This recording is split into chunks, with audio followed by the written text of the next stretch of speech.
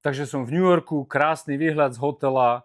Čo ma však veľmi šokovalo dnes v New Yorku, bola cena vody. Fľašky vody. Táto voda, smart voda, 1 liter a cena bola 7,30. 7 dolárov 30. Neviem, či to dobre vidíte, ale to je úplná šialenosť.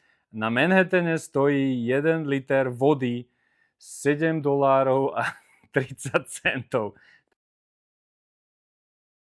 Je to úplná šialenosť. 7 dolárov a 30 centov za liter vody za túto fľašku.